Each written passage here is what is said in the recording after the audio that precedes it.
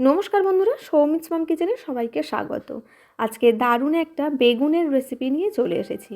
এটা অন্যান্য বেগুনের রেসিপি থেকে কিন্তু একটু হলেও আলাদা। এটা ভাত, রুটি, পরোটা বা পোলাওর সাথে খেতে কিন্তু বেশ ভালো লাগে। আচারি বেগুন একবার হলেও বাড়িতে বানিয়ে দেখতে পারেন। চলুন রেসিপিটা শুরু করা যাক। আচারি বেগুন বানানোর জন্য আমি এরকম দুটো মাঝারি সাইজের বেগুন নিয়ে নিয়েছি। বেগুনটাকে এরকম গোল গোল চাকা চাকা করে কেটে নিয়েছি।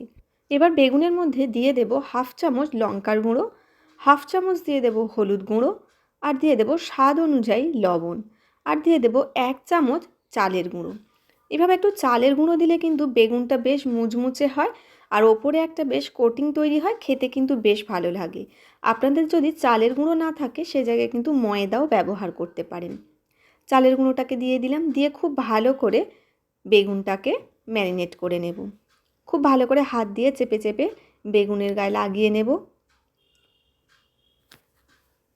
প্রত্যেকটা বেগুনের গায়ে কিন্তু এইভাবে খুব ভালো করে চেপে চেপে লাগিয়ে নিতে হবে, যাতে সমস্ত উপকরণগুলো বেগুনের গায়ে খুব ভালো করে লেগে যায়। সমস্ত বেগুনগুলো আমার ম্যারিনেট করা হয়ে গেছে।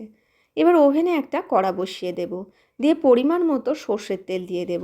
আপনারা চাইলে সাদা তেলেও বানাতে পারেন। যেহেতু আচারি বেগুন, তাই সর্ষের তেলে বানালে কিন্তু ফ্লেভারটা বেশ ভালো আসে। তেলটা গরম হয়ে গেছে, এবার ম্যারিনেট করা বেগুনগুলো দিয়ে দেব। বেগুনগুলোকে একটা একটা করে দিয়ে দেব, দিয়ে খুব ভালো করে উল্টে পাল্টে বেগুনগুলোকে একটু লালচে রং ধরিয়ে ভেজে নিতে হবে। বেগুনগুলোকে দিয়ে দিলাম, সমস্ত বেগুনগুলো দিয়ে দিয়েছি, আর একটু ঢাকা দিয়ে দেব। ঢাকা দিয়ে একটা দিক হয়ে গেলে এবার বেগুনটাকে উল্টে দিয়ে উল্টো দিকটাও একই রকমভাবে লালচে রং ধরে ভেজে নেব। এইভাবে একটু লালচে রং ধরিয়ে ভেজে নিতে হবে। উল্টে দিলাম, এবার এটাকে আবারও একটু ঢাকা দিয়ে দেব। এখানে কিন্তু প্রায় 80% মতো বেগুনটাকে সিদ্ধ করে নিতে হবে। বেগুনটা কিন্তু প্রায় আমার সিদ্ধ হয়ে গেছে, এবার বেগুনগুলোকে তুলে নেব।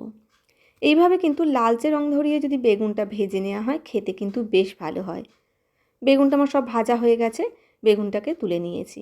ওই তেলের মধ্যে আমি দিয়ে দেব 3টে শুকনো লঙ্কা, দিয়ে দেব 1 চামচ 5 ফোড়ন, আর দিয়ে দেব হাফ চামচ রসুন থেঁতো করা। এইভাবে কিন্তু আমি 10 কোয়া মতো রসুন থেঁতো করে রেখেছিলাম। দিয়ে খুব ভালো করে এটাকে আমি নাড়াচাড়া করে নেব সুন্দর একটা ফ্লেভার আসা পর্যন্ত। খুব সুন্দর একটা ফ্লেভার আসলে আমি এর মধ্যে দিয়ে দেব কুচনো পেঁয়াজ। আমি এখানে একটা বড় সাইজের পেঁয়াজ কুচিয়ে রেখেছিলাম, সেটাকে দিয়ে দেব। পেঁয়াজটাকে দিয়ে খুব ভালো করে পেঁয়াজটাকেও একটু লালচে রং ধরিয়ে ভেজে নেব। আর তেলের উপর যদি এইভাবে একটু রসুন ফোড়ন দেওয়া হয়, তাহলে কিন্তু আচারি বেগুনের স্বাদটা খুব ভালো হয়। খুব ভালো করে পেঁয়াজটাকে লাল লাল করে ভেজে নিয়েছি। পেঁয়াজটা ভাজা হয়ে যাওয়ার পর এবার আমি এর মধ্যে দিয়ে দেব 1 চামচ আদা রসুন বাটা। আদা রসুন বাটাটাকে দিয়েও খুব ভালো করে নাড়াচাড়া করে কষিয়ে নিতে হবে। আদা রসুন বাটাটাকে দিয়ে দিয়েছি, এবার খুব ভালো করে কষিয়ে নেব, যাতে আদা রসুনের কোনো রকম কাঁচা গন্ধ না থাকে। কাঁচা গন্ধ থাকলে কিন্তু একদমই রেসিপিটা খেতে ভালো হবে না। এবার দিয়ে দেব অল্প সামান্য পরিমাণের হলুদ গুঁড়ো, আর দিয়ে দেব অল্প সামান্য পরিমাণের লঙ্কার গুঁড়ো। যেহেতু বেগুনটা মাখানোর সময় লঙ্কার গুঁড়ো দিয়েছি, তাই এখানে অল্প সামান্য পরিমাণের লঙ্কার গুঁড়ো ব্যবহার করেছি। এবার উপর থেকে অল্প একটু কাঁচা সর্ষের তেল দিয়ে দেব। আচারি বেগুনে এই কাঁচা সর্ষের তেলের ফ্লেভারটা কিন্তু বেশ ভালো লাগে। খুব ভালো করে কষিয়ে নেব। খুব ভালো করে কষিয়ে নেওয়ার পর আমি এতে অল্প একটু জল দিয়ে দেব, যাতে মশলাটা খুব ভালোভাবে কষে যায়। খুব ভালো করে কষিয়ে নিয়েছি মশলাটাকে একটু জল দিয়ে। এইভাবে একটু জল দিয়ে যদি মশলা কষানো হয়, তাহলে কিন্তু মশলাটা পুড়ে যাওয়ার ভয় থাকে না। মশলাটাকে কষানো হয়ে গেছে। এবার আমি কিছুটা পরিমাণ তেঁতুল এইভাবে গুলে রেখে দিয়েছিলাম। হাফ বাটি মতো তেঁতুলের কাদ আমি করে রেখেছি। ওর মধ্যে আমি 1 চামচ চিনি দিয়ে দিলাম, দিয়ে একটু নাড়িয়ে তেঁতুলের কাদটাকে আমি এর মধ্যে দিয়ে দেব। যেহেতু তেঁতুলটা পুরানো তেঁতুল, তাই একটু কালো রং হয়েছে। যদি আপনাদের কাছে ফ্রেশ তেঁতুল থাকে, তাহলে সেটাও ব্যবহার করতে পারেন, বা যে কোনো ধরনের টক আচার ব্যবহার করলেও কিন্তু হবে। আমের আচার বা তেঁতুলের আচারও ব্যবহার করতে পারেন। সেক্ষেত্রে কিন্তু চিনিটা একটু ভেবেচিন্তেই দিতে হবে।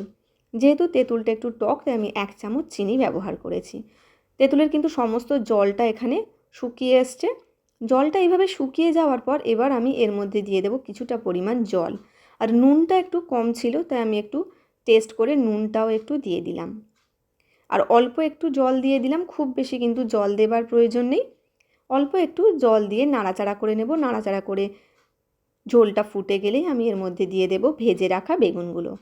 ঝোলটা ফুটে গেছে, এবার এর মধ্যে আমি দিয়ে দেব ভেজে রাখা বেগুনগুলোকে। ভেজে রাখা বেগুনগুলোকে দিয়ে কিন্তু খুব বেশি নাড়াচাড়া করা যাবে না। ভেজে রাখা বেগুনগুলোকে দিয়ে দিয়েছি। এবার একটু হালকা হাতে উল্টে পাল্টে দিতে হবে। খুব বেশি যদি নাড়াচাড়া করা হয় তাহলে কিন্তু বেগুনগুলো ভেঙে যেতে পারে। এভাবে একটু উল্টে পাল্টে বেগুনগুলোকে নিয়ে নেব। একটু উল্টে পাল্টে দিয়েছি, আর খুব বেশি সময় কিন্তু ফোটানোর দরকার নেই। ঝোলটা অনেকটাই কমে গেছে। এবার আমি এটাকে ঢাকা দিয়ে রেখে দেব 5 মিনিট।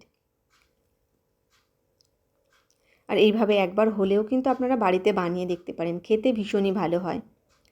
আর পুরনো তেঁতুল দেওয়ার জন্য এটা কিন্তু একটু কালো হয়েছে, নতুন তেঁতুল হলে এরকম কিন্তু রঙটা হতো না। 5 মিনিট ঢাকা দিয়ে রেখেছিলাম, ফিরে আসলাম 5 মিনিট পর। এবার একটা প্লেটের মধ্যে সার্ভ করে নেব। আশা করি রেসিপিটা আপনাদের ভালো লাগবে। ভালো লাগলে লাইক, শেয়ার ও সাবস্ক্রাইব করার অনুরোধ রইল। আর নতুন বন্ধু হয়ে থাকলে অবশ্যই পাশের বেল বাটনটা প্রেস করে রাখবেন, তাহলে আমি যখনই কোনো নিত্য নতুন রেসিপি পাঠাবো সবার আগে আপনাদের কাছে পৌঁছে যাবে। ভালো থাকবেন, সুস্থ থাকবেন। ধন্যবাদ।